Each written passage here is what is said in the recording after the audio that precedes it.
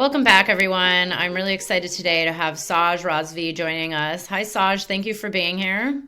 Hi, Beth. Happy to be here. Thank you. So good to have you coming to us from Colorado, the epicenter. So, Saj Razvi, LPC, is the founder and director of education at PSI. He is a psychotherapist and former clinical researcher in the MAPS Phase 2 trial of MDMA-assisted psychotherapy. He is on faculty at Synthesis, taught PTSD studies at the University of Denver, as well as a PhD course at the University of Copenhagen. He is one of the primary developers of the psychedelic somatic interactional psychotherapy modality, which is also called PSIP, which is a next generation primary consciousness-oriented psychotherapy. The focus of PSIP is to maximize the relational and autonomic nervous system healing capacity of psychedelic medicine to treat complex childhood developmental trauma. Saj's primary focus is to train clinicians to provide legal, effective psychedelic treatment in their private practice settings, utilizing readily accessible medicines such as cannabis and ketamine. He provides PSI trainings and supervisions to students internationally.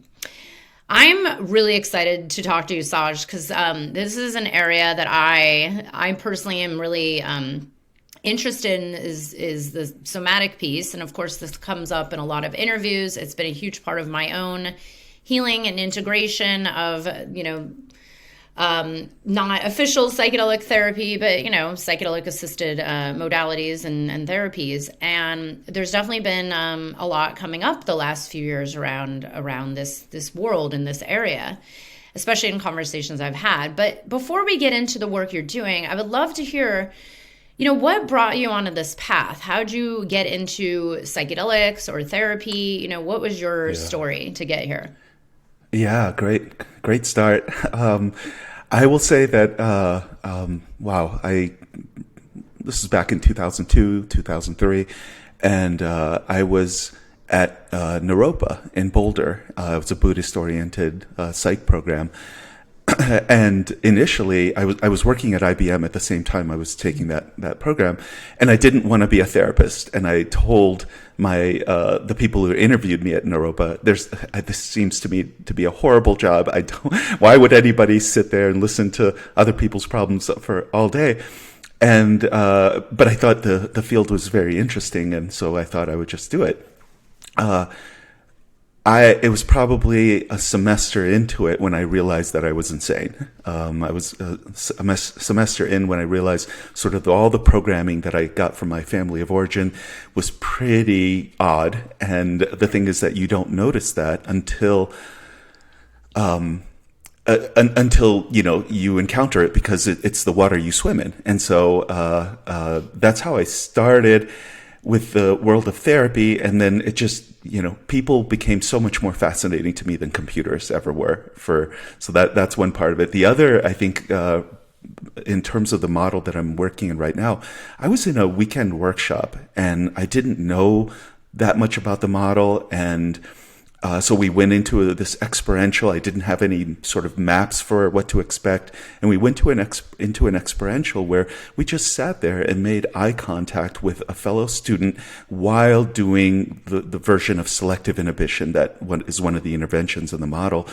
And all of a sudden, I found my entire nervous system was getting activated. I was becoming, panicky.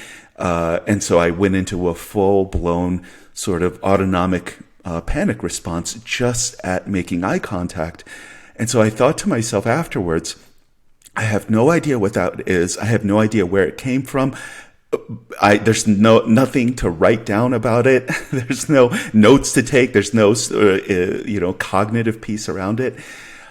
But it felt like it put its finger on something that was really crucial in my system that I had been trying to get to, and I hadn't been able to. So whatever it was, I wanted more of it. So, yeah. And so then, did you then go on to, PhD in traditional psychotherapy? And where was there a shift into, let's say, the somatic work and then also the psychedelic work? I'm curious where those took a part in this. Yeah. Well, the somatic work was pretty early. Again, I think partially looking for something for myself, but also I just found that, having done lots of therapy before sort of entering into the somatic world of therapy, I found that having more insight, more understanding, connecting the dots in terms of what's going on, I didn't find that understanding the patterns necessarily changed the patterns, at least for my system. Maybe there's people that, when they experience things, they were older, but for somebody who experienced things very early in life, I think a somatic a more secondary consciousness, cognitive understanding doesn't do all that much to shift patterns of attachment, for example.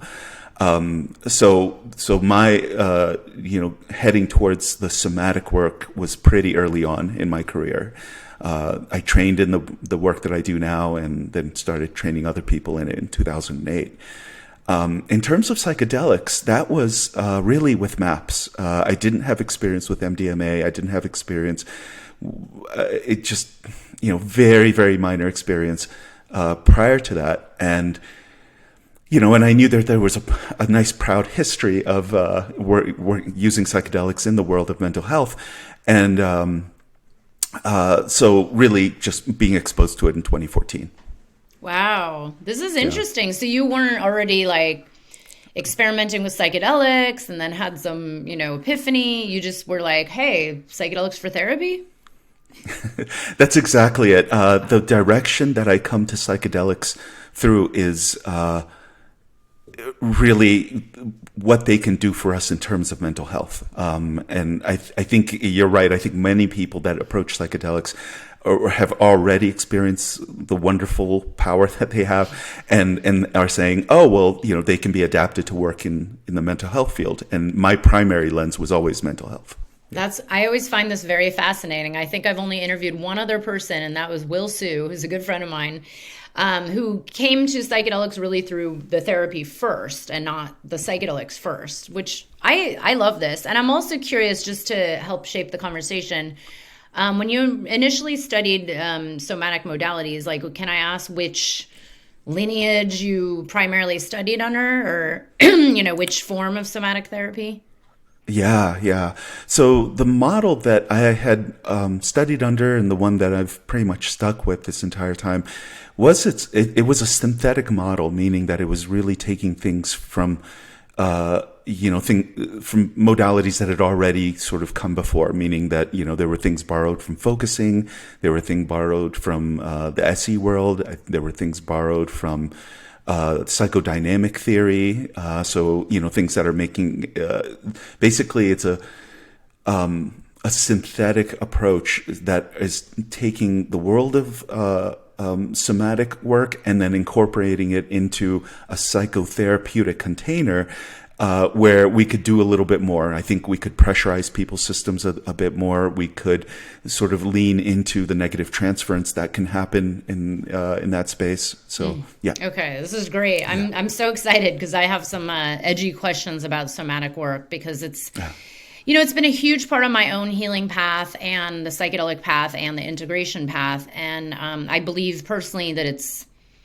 a non-negotiable. And I believe we're going to get to a place where people are going to realize the psychedelics don't work without the somatic piece of it. I don't think we're there yet, because there's a lot of people that are like, oh, let me just take mushrooms or microdose and it'll heal all my depression. And then it's like, well, there's something at the root of all of that, right? And this is the juicy stuff. So let's get into a little bit, and then, the questions will come through this of, can you explain to me a little bit about PSI and also the psychedelic somatic interactional psychotherapy, which I am assuming is what you are teaching? Yeah, that's exactly it.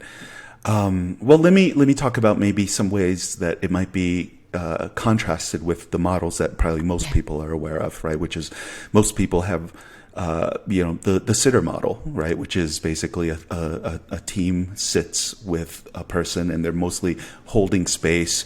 The primary interaction that's happening in the sitter model is, between the participant and the psychedelic process. So it's a really internal world that they're working with.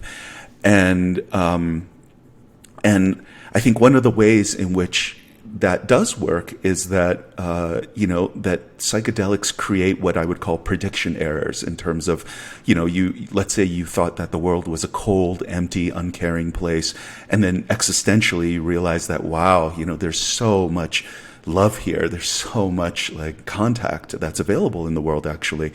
And so that is a prediction error about reality. And so the idea is that the more relational we can make this, in other words, if we're not doing the sitter model, but we're doing a much more interactional model where the clinician, where the guide is, plays a role in the psychedelic process of the participant. In other words, we can take that same quality of generating prediction errors and move it to the human realm, as opposed to just the universe realm or the cosmos. And the whole point of doing that is that, well, most of the things that people come into therapy for are relational in nature. They're sort of failures of attachment. They're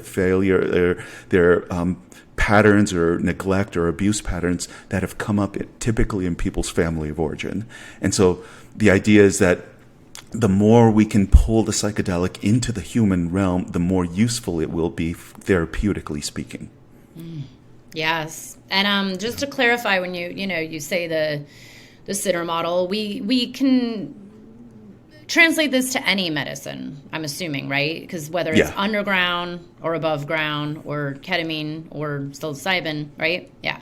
Mm-hmm. And I agree, this relational piece has been big. It's come up in discussion on a few of these interviews. And, as we were kind of chatting about before, there's a lot of training programs out there that are teaching how psychedelics work and how they affect the brain and drug interactions. And then I'm like, well, wait, what about the depths of what really comes up? And the real healing, I believe it's like you said, like the root of all of the traumas and the issues and the attachment and, problems that people have do tend to be relational in nature. It's not this like mental piece. But yeah, let's go into that also a little bit more. Because something that's been coming up for me with the sitter model versus maybe like the kind of, whether it's hands-on or not, like the somatic kind of relational interactional model. I interviewed someone very well known out there in the psychedelic space who, like the week before I was supposed to release her interview, had a large-scale transgression come to surface in the media that was like sexual abuse, blah, blah, blah, And I said, because I think, like, I come from the background where I have had touch therapy in my therapy practice. I have been held. I've done a lot of pushing and hitting and yelling and screaming and like physical one-on-one work. And it's been very healing. And then there was kind of this like, oh, we can't touch anymore, or therapists need to just sit and let your client go through it. And it's like, well, wait a second. How do we then like do the real healing in this world of everybody being like on edge around like touch and transgressions and what's real and what's not real? I'm curious, like, how's this come up for you in your work, and because there's kind of this fine line between like the notion of like everybody being in a trauma response, but then also like where's the healing, or where's the resiliency, or where's the opportunity for maybe working with this? I'm curious what your thoughts are on this and kind of this realm of somatic work. Yeah. So, oh boy. I think that wherever we come down in terms of a culture, in terms of touch in the psychedelic space, something that I think needs to be acknowledged is that there's certain forms of healing that require touch. When people are redoing birth processes, when people are redoing very early traumas or neglect, touch is an essential part of the healing process. And whatever we say about it, that I think we can't throw that out the window, that somehow it's not, right? So for me personally, I mean, I think, and what we recommend to our students is that, video record every single session. that you have. And that way, just put it in your disclosure documents that this is going to be there. It's for the safety of the client. They have access to the video recordings. And so I think it just, because I mean, truly think about it. It's a really murky area that we're working with. There's all sorts of, there's present moment reality playing out. There's all sorts of charged emotional memories playing out, and some of them could be of molestation or sexual abuse. And so, the participant is going to be very sort of confused in some ways in that space. What is present moment reality? What's not? But also, there's also, fields that we're working with. There's transferential fields. There's fields of, being inducted into certain behaviors, or there's the countertransference and the blind spot that therapists bring to the table, which we all do because we're human beings. There's no way around it. And so just acknowledging all that, and I think then having some objective version of reality that's being recorded while all of this is going on that people have access to, I think that helps to some significant degree. Maybe it doesn't take away all of the concerns or all of the risks, but it's something. Yeah. That's a good response, and it's been interesting because it's like this is actually one of my bigger concerns for the future of psychedelic therapy, or whether it's underground or above ground, is how do we actually really provide this space of true healing in this world that we're in, where it's like there's so much happening, and you said it's like it's beyond just like someone's own traumas. There's also fields. There's the unspoken. There's and then there's like this is also a very new field on some level, right? Meaning like I still don't know if there's an actual established code of conduct. I don't think there is yet. I think there will be eventually, but and the reality is codes of conducts even in traditional therapy are broken, and that happens because we're human, right? But it's interesting because I've seen kind of all viewpoints, and some people are very adamant about like one versus the other, like, oh, you should just sit and let someone go through it, don't touch them. And then there's like, I mean, I'm including myself, by the way, I've had to be like fully contained by a human being holding me, and that's it's okay. Right. But it's an interesting thing. Now, yeah, let's go back to, the work that you teach, how you teach it, and also who is this for? Like, are you helping more kind of underground sitters or trained? Does it have to be like above ground therapists? I know you were part of the MAPS MDMA work. Is it, like who comes to you, and, what is the work that they are doing? Yeah.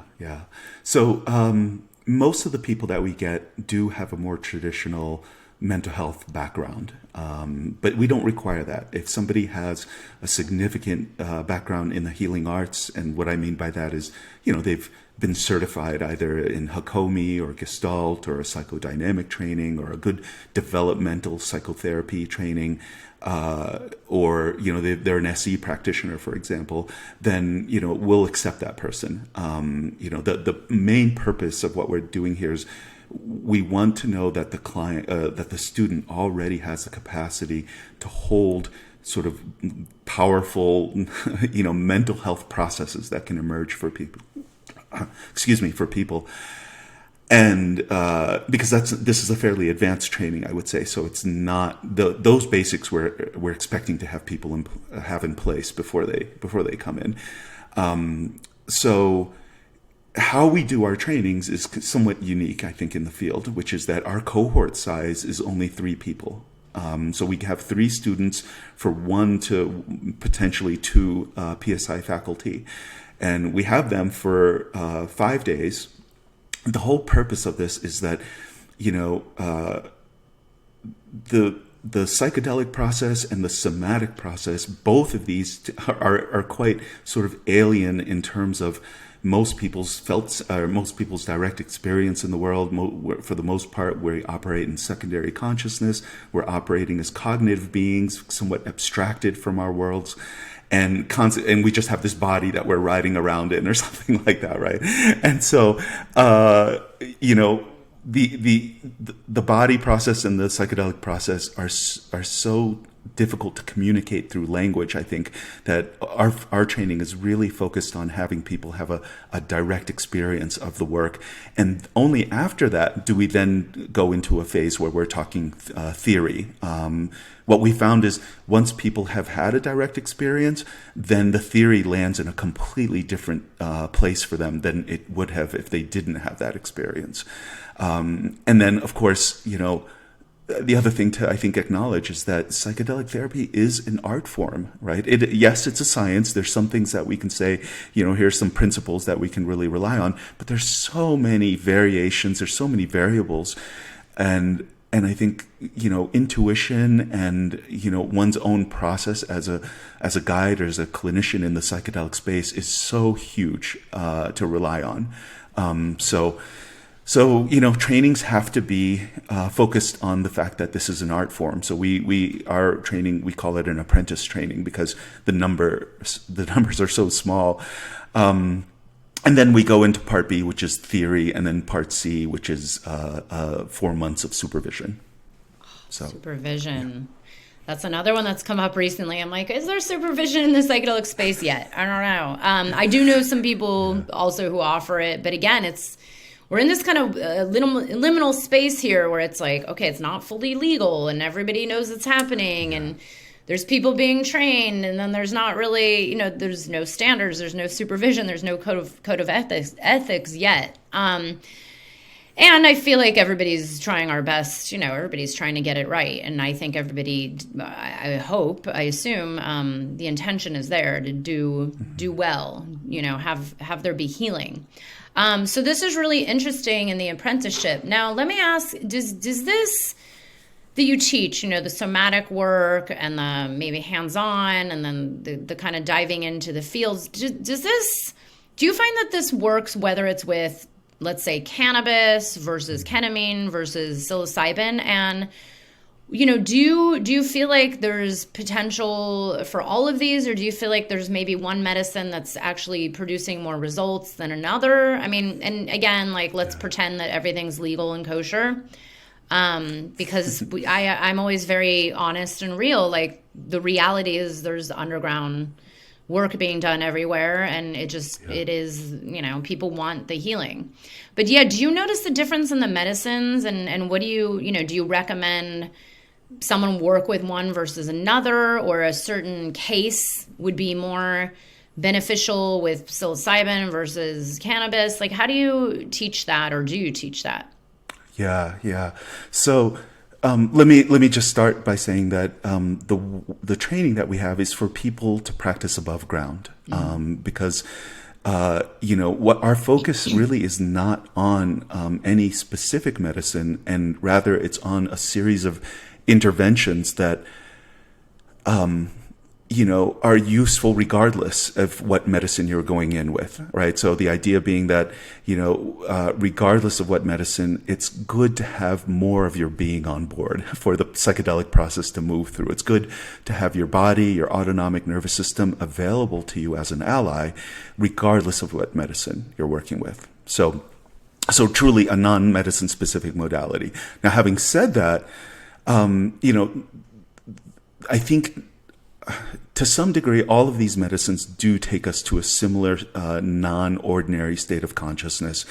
And they seem to have, the neuroscience is telling us that, okay, they're working with the default mode network and the serotonin receptors that are most prevalent in the default mode network to kind of disrupt the smooth operation of the default mode network. Now, I think there's other routes to doing something similar to that,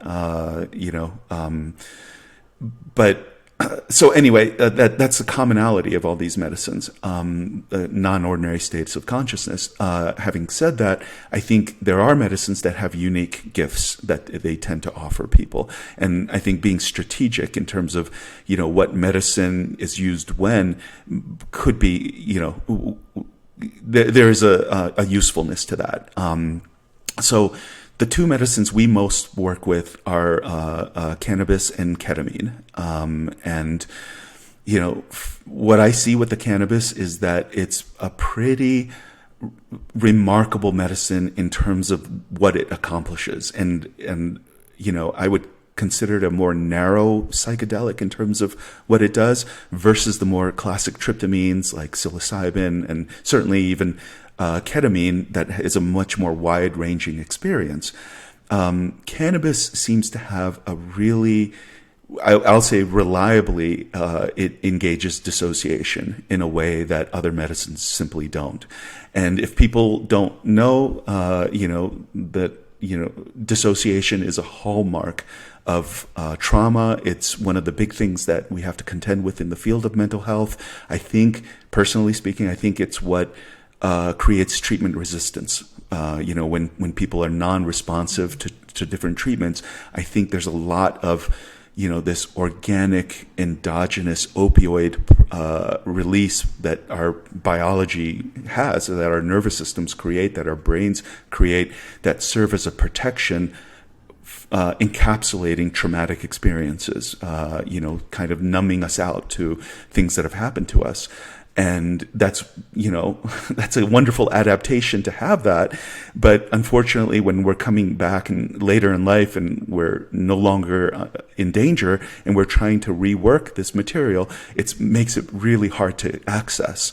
And I think one of the true gifts of something like psychedelic therapy, but also more specifically cannabis, is it allows us to get to what this really profound layer of non-declarative memory, of memory that we either just don't have conscious access to, or the types of memory that you can't put into language because they're so experiential in nature.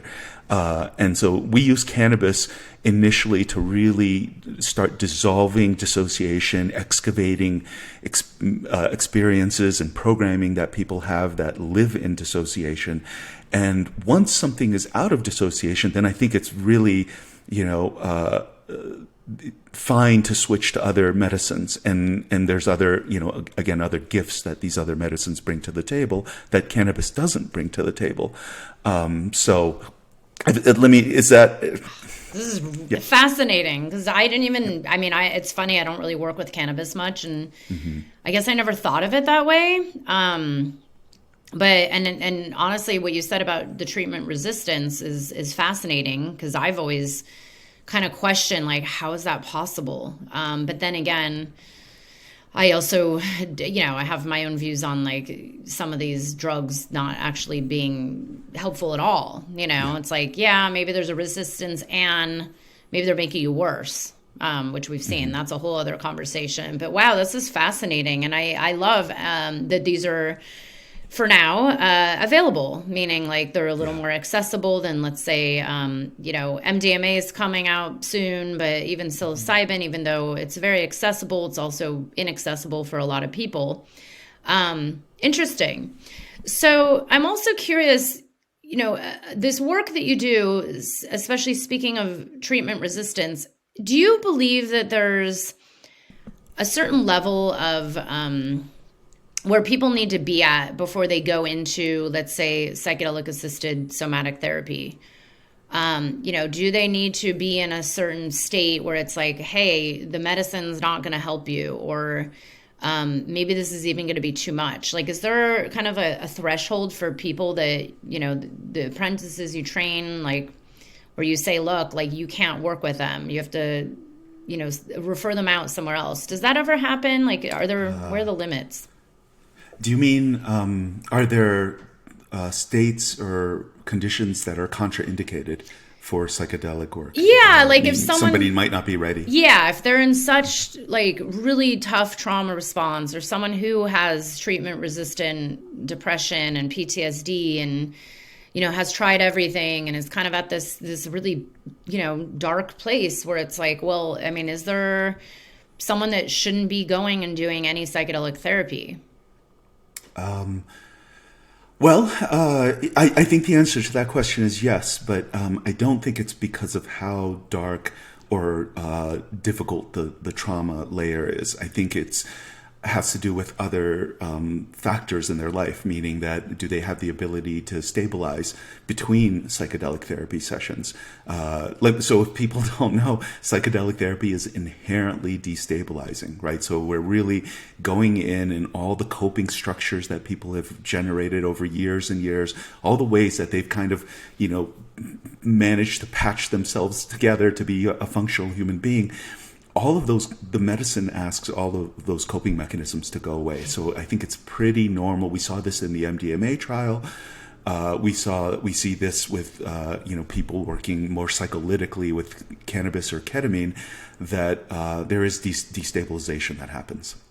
Right. So I would say that is one factor to consider. How well are people able to sort of stabilize and do practices that make them more functional between psychedelic sessions? That's one piece of it. The other thing that we tend to look at, and maybe if this is too inside in the weeds, please let me know. But we look at how much of a solution do people have internalized to the things that have happened to them, right? So in other words, even though, let's say somebody had a lot of abandonment in childhood, so even this person could be an adult, and some people have internalized because maybe they've had a relationship or they're in a relationship that they have a sense that, oh, okay, the world doesn't work like through abandonment.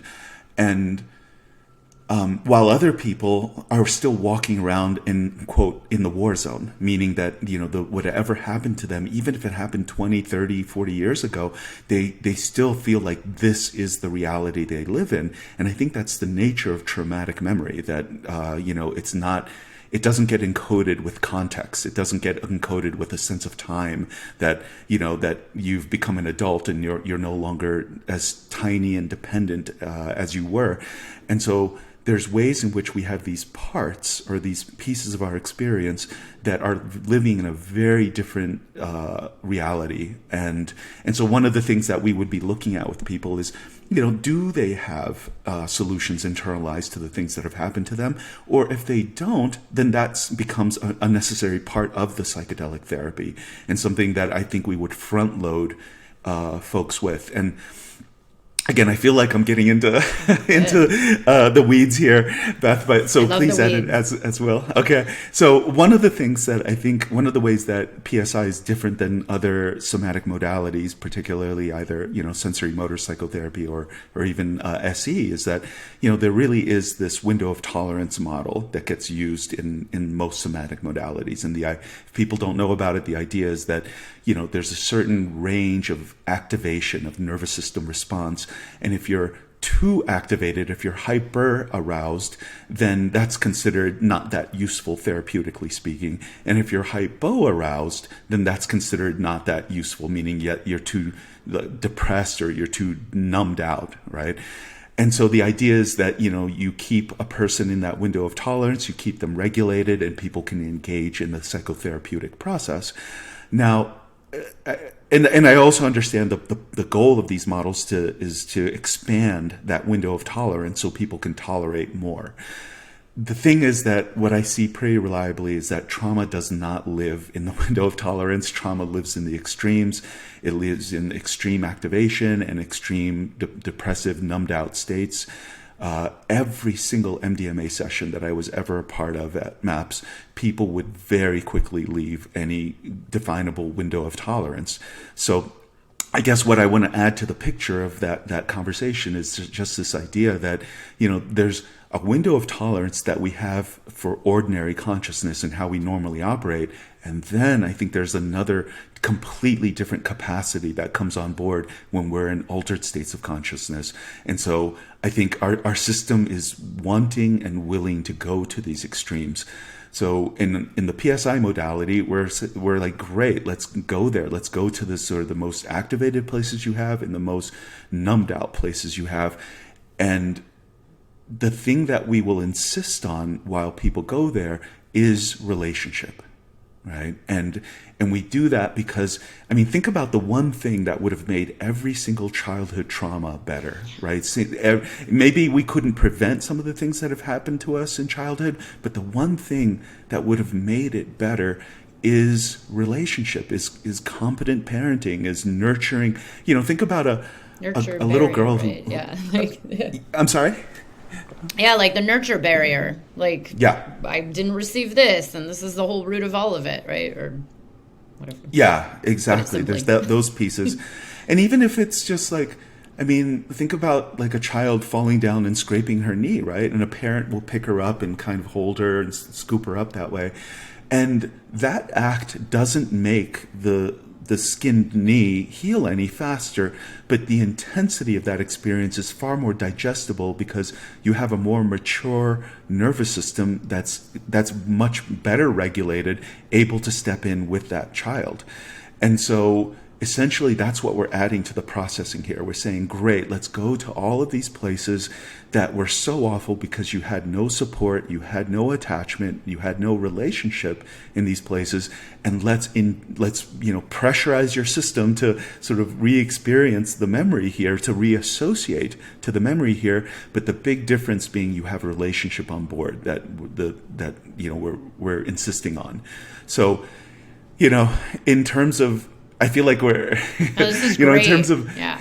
Okay, great. So in terms of, there's always a question of re-traumatization in the field of trauma therapy, and I don't know how large of a conversation it is in the world of psychedelics, but I think there,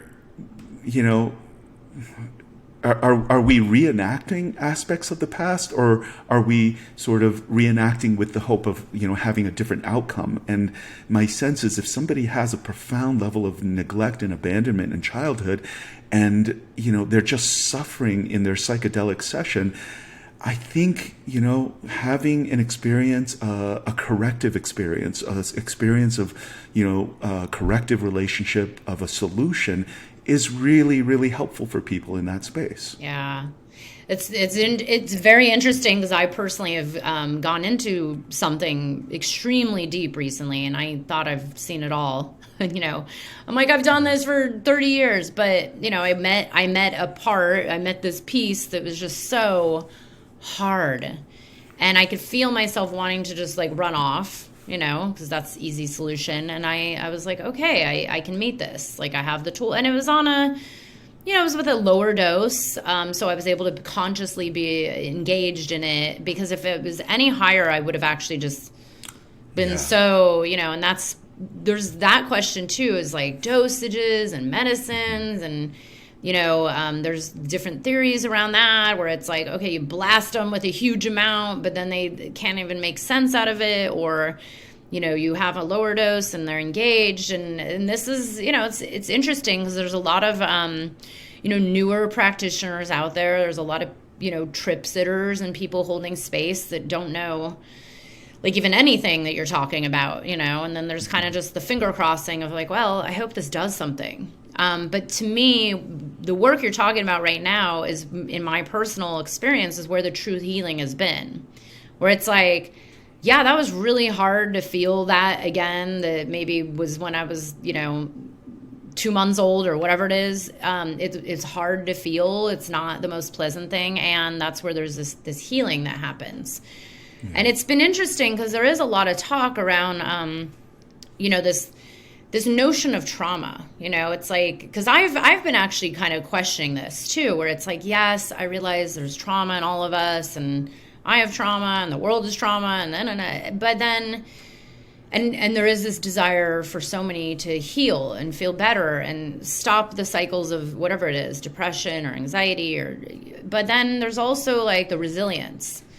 And then there's the meeting it and having the tools and the skills with, hopefully someone that can kind of hold you in this process.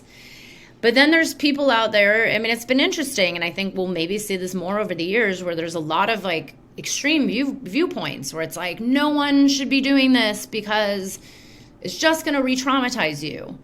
But then it's like, maybe that is the place of healing, or maybe there's an opportunity there, or maybe it's not about, like writing everything off like the trauma permission slip. Like, oh, the reason why I can't show up for my job that pays me is like I'm in a trauma response. I mean, are they going to let you not show up for 3 months, or are you going to get fired?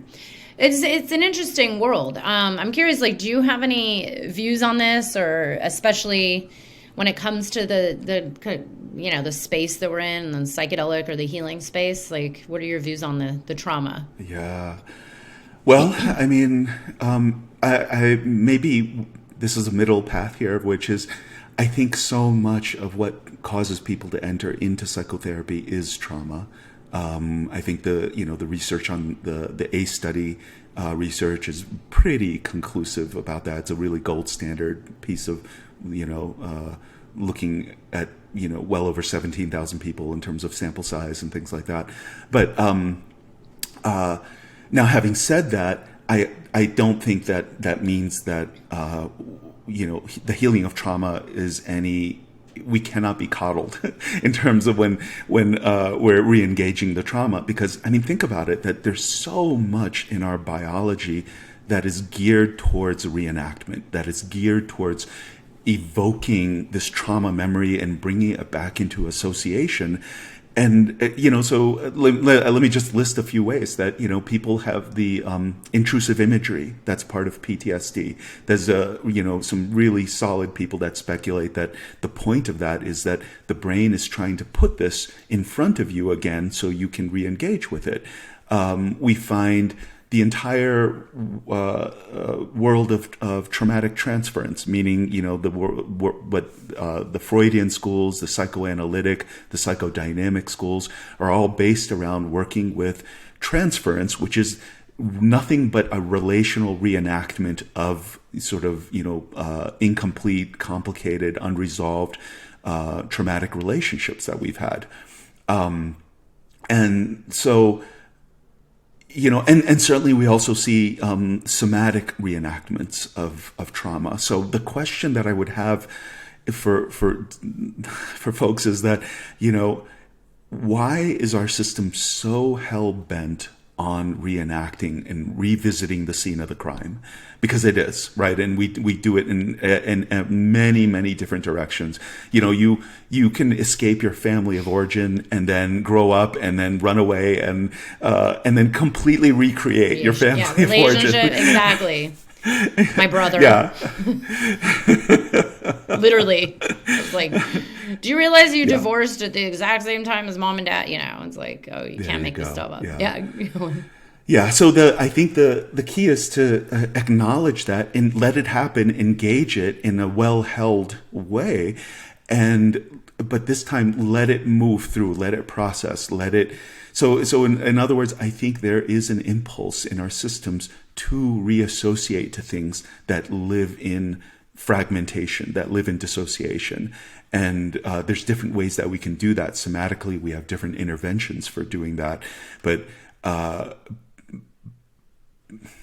there's something that struck me that you were describing, Beth, in terms of, there's so many new practitioners, there's so many guides, and there's so many different sort of, theories or belief systems, or, even just the idea that, oh, let me give somebody a mega dose of something and that will blast them, blow something out of their system. So almost never do we suggest to people, do we suggest to our students that take a higher dose, right? In other words, we're not focused on the dose at all. We're not overly focused on the medicine. We're focused on the interaction. We're focused on the process and the relationship and what we can leverage with that. One of my former clients had trained with you and said great things, and her business blew up, and she's been doing really great, helping people with integration and the somatic work. But it's interesting because I help people in this field. I actually have a rule. I don't help anybody who just wants to be a trip sitter. I actually don't think it's, like a viable business, first of all. And second, it's like, well, what does that mean? But I'm curious, what your take is on this world of psychedelic therapy, underground, above ground. There's training programs now. There's legalization happening. There's $97 courses you can buy on how to sit for someone. I'm curious if you have any concerns or suggestions for people that maybe want to, because here's the thing, I do believe most people who are called to this have had some healing for themselves and they feel like, okay, I actually want this for my friends. I want this for my community. I want to help others. I do think most people, maybe not everybody, because there's also the human ego, but most people I think want to help. But then there's, who knows, like potential for harm or transgressions or, sexual, especially I've made jokes, which I maybe shouldn't joke about MDMA becoming, legalized for psychedelic, for, legal therapy. Well, are we going to see more transference and counter-transference and therapists getting together with their clients left and right? I mean, who knows? But I'm curious, like, what are some concerns you might have, if you have any at all? And, like, what are the remedies to these, especially for the kind of exponential growth in the psychedelic field? Yeah. Oh, boy. Okay. It's a big can of worms here, big conversation. Yeah. I would say that, there's lots and lots of different ways that we can enter this particular conversation. But one way is to think about, who you're trained or training to work with. So in other words, is the person that you're that you're looking to work with, are they, psychologically stable? Are they psychologically, sort of a healthy person? Or and they're just looking to have personal growth, or are they looking to have transpersonal experiences, or are they with you because they're suffering, right? And are they with you because they have anxiety, they have depression, they have PTSD symptoms, they have relationship problems, so really, why is the person with you? And I think that if they're coming to a practitioner because they have mental health concerns, then that puts us in a different camp in terms of the training that I think is required to work with that. If that's not the case, which there's so much wonderful benefit to having transpersonal experiences, doing group work, ceremonial work, and that's not. It's not a psychotherapy container. It's church. It's a very powerful religious experience. But if somebody's coming because of mental health concerns, then I think the training should be there to be able to work with that. Meaning that, this is going to take time, right? So let me put this in context a little bit, right? So if you're going to be a doctor in this world, it takes years of education. And once you graduate from that, then you have to go do a residency. And then, you have to go for years and years of training before you're just solidly set to do that type of work. I would argue that anything that we encounter in the mental health world, we're talking about some of the most complicated psyches on the planet, right? And I would argue that anything that we're doing is equally as complicated as what surgeons do with and except for we're working psychically with people. So the suggestion is take that to heart. Let your training take years in terms of doing this. I know that's not the American way, right? I know that, we want our fast food and we want our fast food shamans, our fast shamans. The Amazon Prime effect. The Amazon, right. We want it next day, right? And this takes time. This is an art form. It is a science as well, but it is definitely an art form that takes time to really develop yourself to do. If you want to do this ethically and not just, either make a quick buck, but but moreover, there's a lot of other, intrapsychic forces in people's lives that may want to push them to do this type of work. You may have your own needs that are getting met when you become a psychedelic practitioner. So all of those things should be explored. Your motivation should be explored. And and like I was saying, if you're going to be working with mental health, take some trainings, right? So you don't have to do the full, master's degree or doctoral degree for mental health. I'm not sure how useful those would be anyway for what's happening here, but they're helpful in terms of having a background experience with it. But take a developmental training, take a good trauma training, understand sort of what's happening developmentally with people when they regress to being an infant and their needs, So things like that, I would say, really spend some time with. Yeah, very good calls there. I mean, it's kind of like, and even when you're maybe working with someone who just wants the transpersonal experience and is kind of, what do they call them? Healthy normals, which I hate that term, but I get it. But yeah, even being informed of like, what could surface, what could come up, what is that they experienced? And also, even integration coaches or people that are helping with the integration process, because it's not just the psychedelic process, right? It's after and what's going to come up. And as you said, it shakes things up to the surface and then what, Yeah. It's not just talking someone through. I'm curious, I want to leave you some time to talk about, your own business and what you offer. But one last question about this.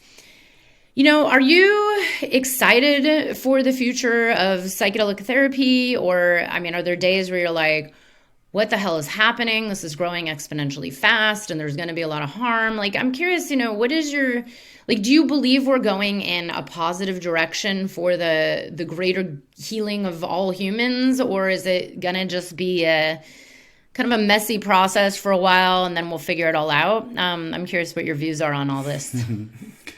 Both. It is a messy process. I think you probably have your finger on the pulse of everything that's happening in the field much more than I do. I'm sort of focused on our little project here.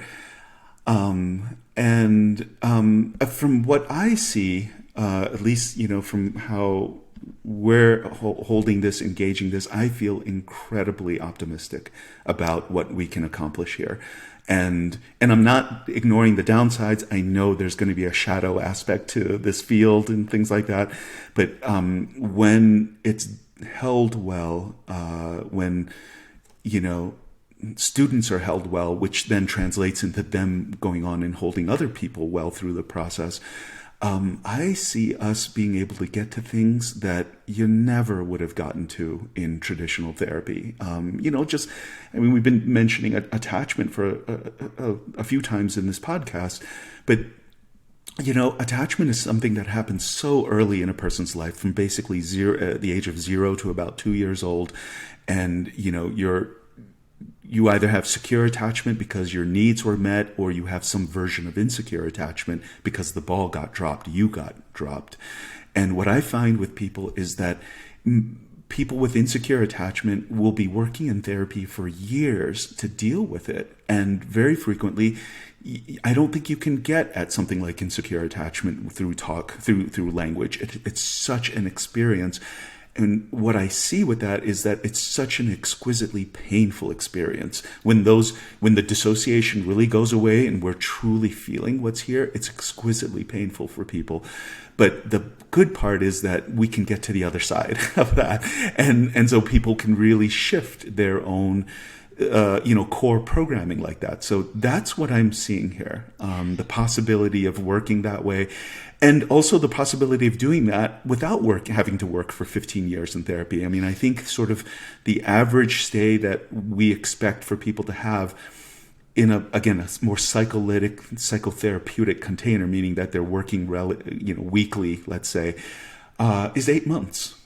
Right, like 8 months of solid work and being willing to deal with the destabilization that happens with that, but yeah. So I'm incredibly optimistic about what we see. I think this is a fantastic time to be in the field, and that's not to say that there won't be train wrecks that happened as part of it, and yeah, we'll have to deal with those as they show up.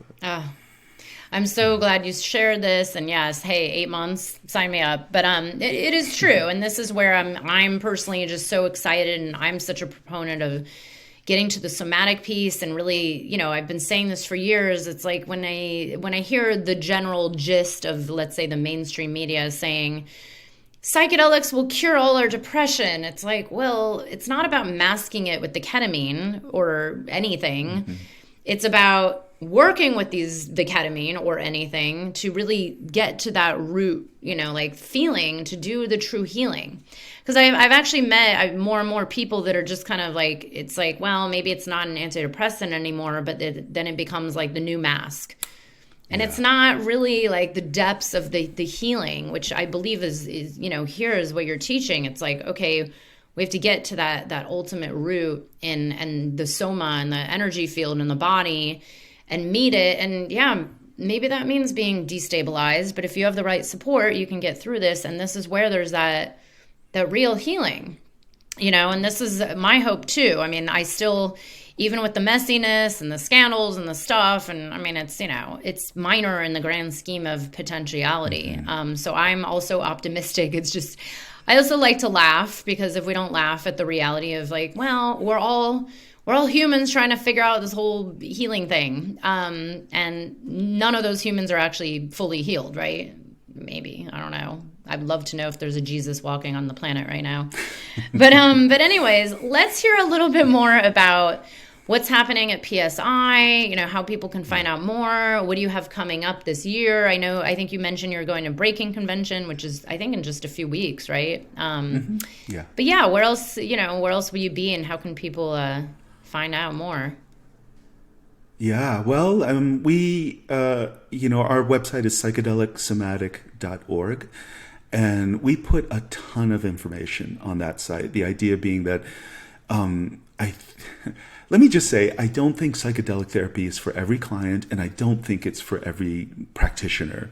You know, you really have to be called towards working sometimes in counterphobic ways, sometimes in ways that are just so unusual, right? You have to be fluid with that. And so one of the things that we try to communicate to people is through our videos. We actually have videos of actual psychedelic sessions on our site, because we want there to be, as much as possible, we want there to be no surprises for our students coming in. And so, you know, we put a lot of information, a lot of video information on what the process looks like. So people can go there to just, you know, check that out. And certainly if they wanted to apply to our programs, they're welcome to. I think we're mostly filled out for, there may be a few trainings left at the end of 2023 at this point. And we do about, right now we're doing 3 a month. And again, there are only 3 people in size. So, you know, that's why we get filled up pretty easily. Yeah. And let me see. You know, let's see, what else do we have going on here? We have a ton going on. We just had like we're in partnership with something called IRLG, which is a research consortium, and they're not part of. Never mind. I don't need to go into that. But basically, we just had a case study that came out, and it was a client that had was diagnosed with a dissociative subtype of PTSD, and you know, so their PSIP clinician was giving pre and post testing to this person, you know, before and after every session, and using something called the MID, which is you know, a scale measuring dissociation. And so after 10 cannabis PSIP sessions, this person had a 98.5% reduction in their dissociation scores. So they no longer qualified for that particular diagnosis. Yeah, so that was really wonderful. And we're looking at getting a lot more data like that. We have, you know, a sort of an online data collection effort that we're doing. I'm trying to think what else. Oh, we've got a permanent training site now in Colorado, but we're starting to build out other locations in Canada, Stockholm, and Australia as a couple of sites that are going to become permanent sites as well. You're training the trainers to do those trainings, yeah? That's right. That's right. Yeah. Wow.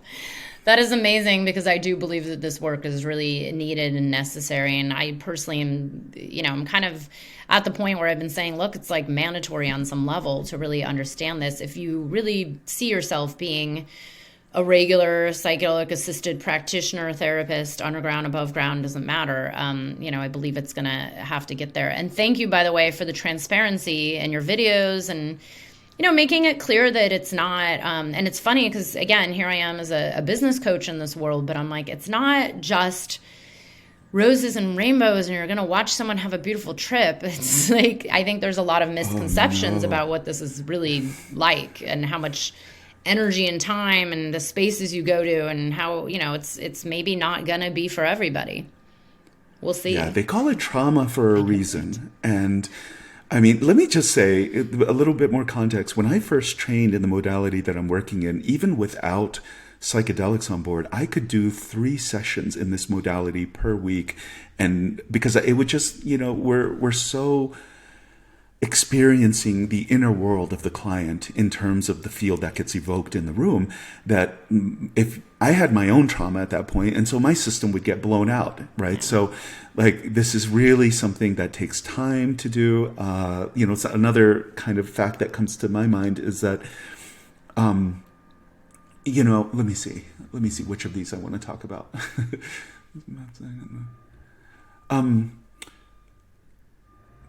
Yeah, when I was at MAPS, and people, because of the way that MDMA works, you have to have a significant chunk of time between MDMA sessions. And so some people, between sessions, they were okay, they found their feet. Other people, because of the nature of the trauma that emerged for them, we had to spend so much therapy, non-psychedelic therapy contact hours, holding this person together between their MDMA sessions, and so, people would become suicidal, all sorts of sort of reactions would happen that we would have to deal with. So yeah, this is not just, rainbows and flowers when you go into it. They call it trauma for a reason, right? And so just be prepared for that. It could be the most exciting thing for where the perspective that you have right now, and then you might take on a client who opens up a world of abuse and reactivity, and your job is to hold that with them, and not just from on the like a weekend retreat model, like you're going into it with this person. There's an ethical responsibility to continue holding that process.